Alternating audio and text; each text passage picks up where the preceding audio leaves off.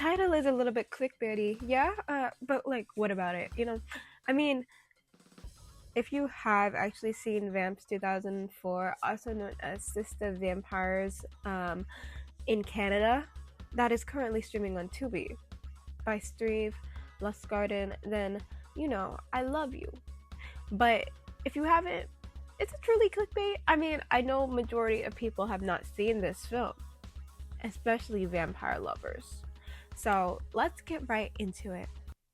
Disclaimer, this film displays an instance of domestic violence, so viewer discretion is advised.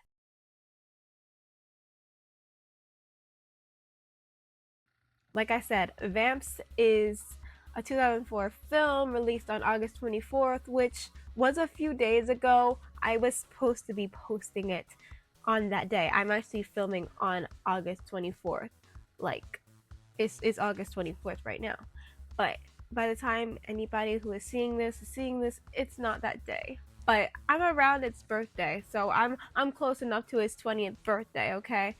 But I didn't go fully into trying to contact these the people that worked on it, but I hope one day when I get the chance, maybe even next year when it turns 21, I will get the chance to try to contact the people who worked on it, because I'm very interested in the process of this film, because it is a low budget-ish film, and it's very but there's some stuff that is in it that's like very pretty, like it's very Y2K-ish in the film, because it is from 2004, but it's also like very aesthetic because it is grainy, but it's also really awful because it is grainy.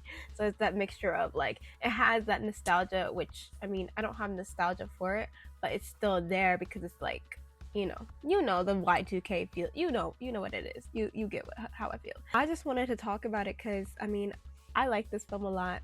It's not good, but it's also good, like I feel like it the way that it is set up, the way that it comes about, it wasn't meant to be, good in the way that I saw it. But I feel like there are parts that's like, wow, they really hit on the nail, and then the ending, we'll get into that.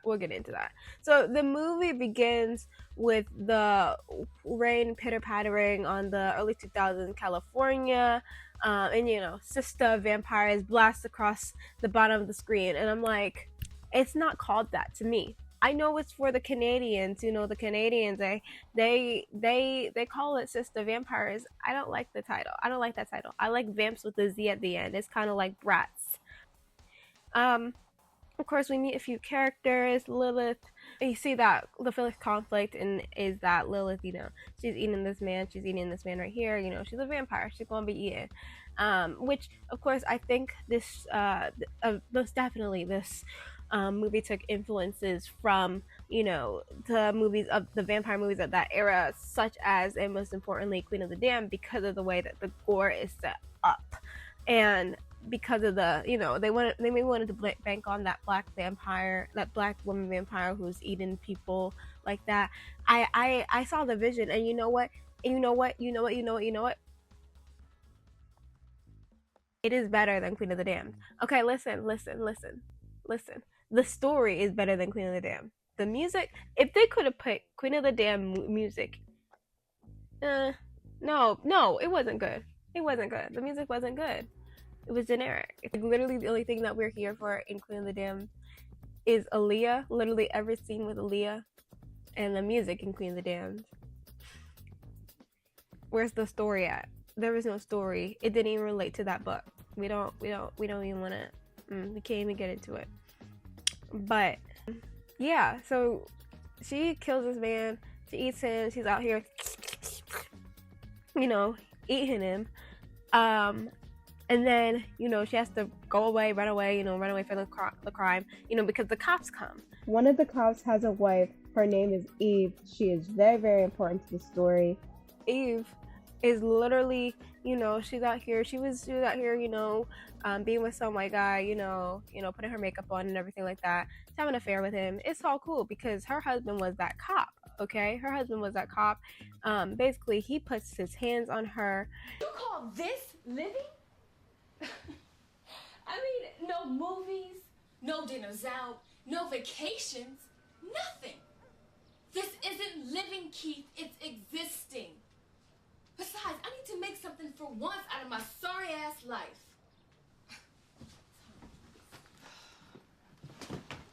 You're not working. End of story. Yeah?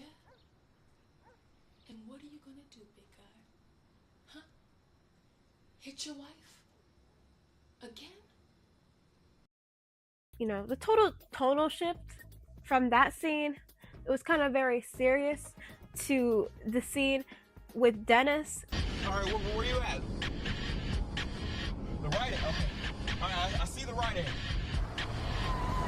Because that's what this guy, Dennis is essentially a fledgling to all these vampires. Dennis is, you know, Dennis wants to be a vampire.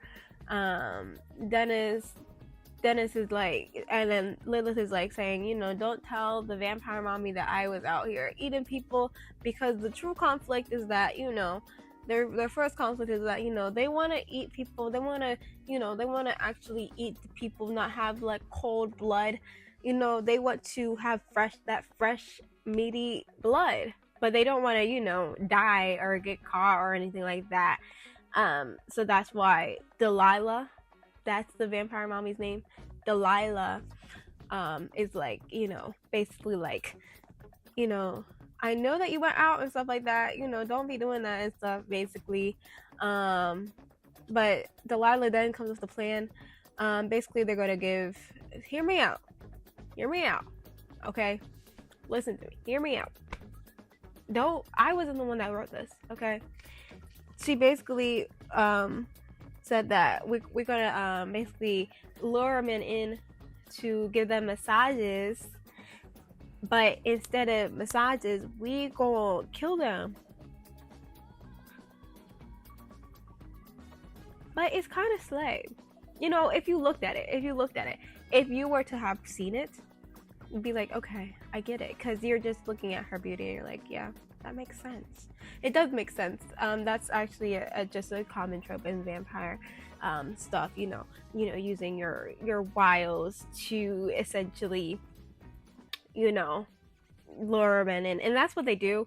The sex scenes are awful. They're awful. Like, it's already, like, a lot of times, like, in people usually are already uncomfortable by stuff like that, but like when it's like clearly like not like the most orchestrated, you can see it, and you can see it like really clearly, and it's just like, please stop. But then it stops because it's like, okay, then it gets to the fun part. It's like, yes, violence, yes. Eve and her husband, they get into an even bigger fight. He catches her and her affair partner with each other. He beats him up, then he kicks her out, and her affair partner leaves her out on the streets. So she wanders the streets of Los Angeles, finds this restaurant that Dennis frequents, and then he offers her a place to stay. Meanwhile, a professor comes knocking on the abusive cop's door, which his name is Keith. His name is Keith. Eve eventually shows up at the house of Vampiros. Dennis introduces her to the three vampires, and Lilith is immediately enthralled with her, taking her hand as she greets her and petting her as she sits down. You know, you know, Cleo is like jealous or bitter or something, but Delilah likes the idea of, you know, Lilith having somebody who will ground her and not like keep her out on the streets so she can stay inside the house. We see that Dennis has friends outside vampires, and his friend group includes Keith. Now, remember that. Keith has been drinking ever since he kicked Eve out, and the professor thinks that the perpetrator of that murder is that we seen at the very beginning of the movie was a vampire. The professor is kind of like your Van Helsing type person. Anyways, they all laughing, and Dennis is like, you know, he knows, you know, the does he know thing. And it's like, this man knows. He knows, but he has to laugh along, of course. But yada yada. Look, Eve and Lilith, look at their little romance. They do that little shotgun kiss thingy. Good for them. Good for them. Dennis is working hard to hide the bodies, and I think Keith starts to be on to him. You know, he's starting to look suspicious to him. Eve finds out that they're vampires, you know, and then she faints because Dennis, you know, he literally like scares the hell out of her and makes her faint. Dennis tells the Vamps that Keith and Eve have a photo together, and then essentially Delilah blames the whole situation on Eve. Like, don't do that to my girl. Leave her alone. Like, leave her alone. Dennis is feeling some type of way that Delilah is suggesting to turn her because that's basically the only solution to this problem, other than, of course, killing her. But, you know, Delilah doesn't feel like that's a good idea because, you know, it's the streets thing. She don't want her out on the streets of Los Angeles. So the Vamps try to convince her, and then they have a really great vampire thesis right here.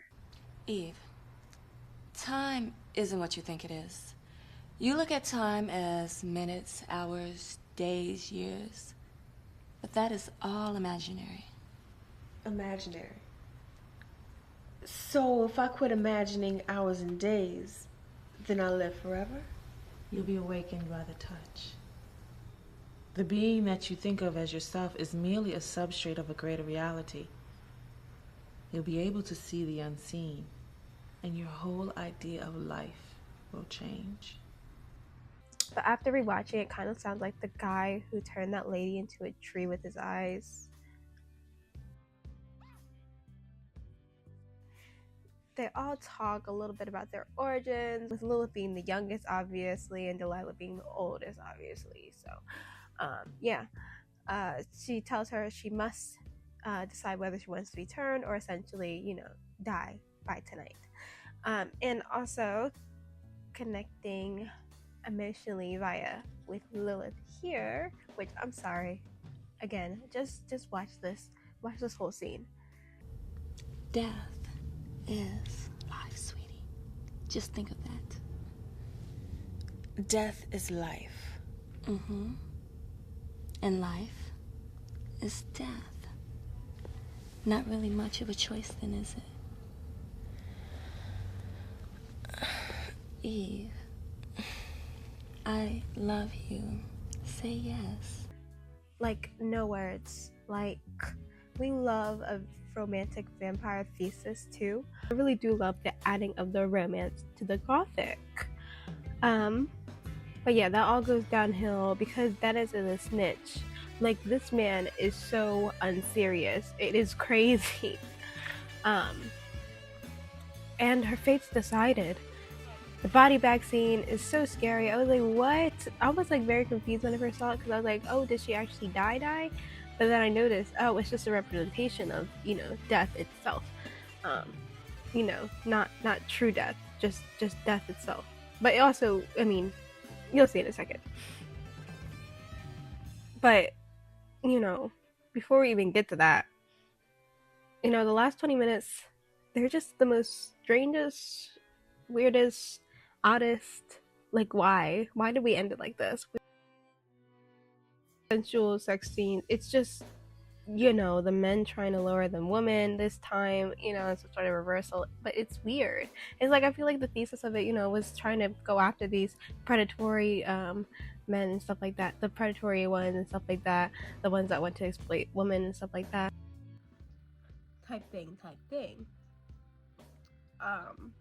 But then, you know, we have this, and it's just like, oh, okay, because they battle it out, and like all the vampires just end up dying in like the most gruesome way possible. I mean, it's crazy. It's crazy, the special effects. Like, they could have won an award for that. But, you know, just the worst taste in my mouth after seeing it. But, so basically the Keith the abusive cop wins. Plastic bag scene. I mean, I loved how she was holding that rose in her hand, and it looked very poetic. I don't know what it means, but it looked cool. So, you know. And then hospital scene, Dennis is a vampire for some reason. The end.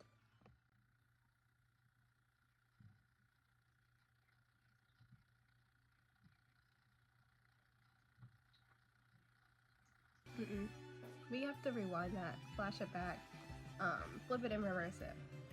Because the way that this movie shouldn't have ended like that, the last 20 minutes, I always try to tell people, it's really, really terrible but good, but also it's really bad because the ending. Because we could have had something great. Okay, first of all, I think the movie should have been like a series. I would make it into a TV series, like maybe like a short series, or if I wanted to extend certain parts, I would make it into like, maybe 3 seasons, short 3 season, you know, little mini series. Because I feel like we could do a lot more with like the vampires' background stories. They all seem very interesting. They all seem very like, oh, you know, why do you have such beef? Why do you have such jealousy? What's going on underlying here? What were you guys doing? You know, like when did you guys used to hunt at one point? What was the situation when you guys, you know, learned to just stop doing that? You know, like what's I want to know like so many things about these characters, because like, who are you guys? But it's like, I also think that we could have elaborated too on Lilith and Eve, because I just love them. That's it.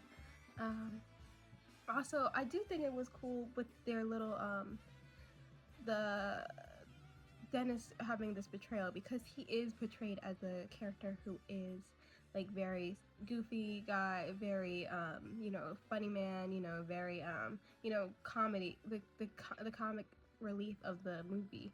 But to turn the comic relief into the villain, I love that. I love when they do that, and especially since there was actually hints that I didn't even like point out, because it's like, oh, he's hanging out with Keith. Oh, he's hanging out with Keith. Like, of course they're not the closest of friends, but it's still the same circle. So of course he would also, you know, since he is in this, you know, strong circle with these guys, with the all men group, with that includes Keith, the abusive cop, you know, of course he's going to be the one to betray them. And that's one reason, and the other reason is, of course, you know, he feels mistreated by them because he's not getting turned into a vampire. Like, man. This is funny for that, because it's like, why would you expect the most sapphic vampires who literally just kill men all day and night to want to turn you? Like, they punked you, bro. Like, he's stupid, and it's funny. It's like, yeah, as expected. Because I like that he turned into like a villain type shit. But I was a bit confused because it didn't feel like, you know, a whole like commentary on, oh, you know, it didn't feel like, it felt like it was just a root for the cops and Dennis and all that jazz in the end, which was not the tone of the rest of the movie, which is very confusing. So I would change that, and I would make sure, like, okay, if it were to be a sad ending like that, then I would make sure the tone still sticks on the girls rather than changing it up to the guys. You know, revenge on the women. No, I don't want that. But in actuality, I wouldn't want any of that, because I would want, you know, them to all survive and them to kill them in a unique way and a surprising way, and still using those gory effects. Like, what if Dennis does get turned, okay? But like, immediately they throw him out into the sun. Like, listen. Like, there's so many different things. There's so many different more unique things that they could have done. But why they just pull out like the most simplest way possible? But I do think this movie is still, there's so much I could write about. There's so many things that I could like, could elaborate on and could change about.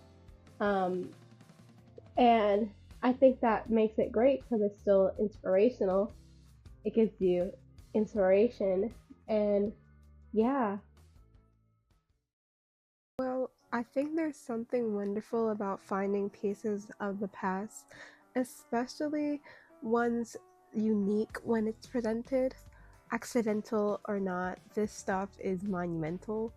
And yes, the quality is like amateurish, but the amateurness adds to its charm. It represents how anyone should and can make films. This movie is kind of like my home movies.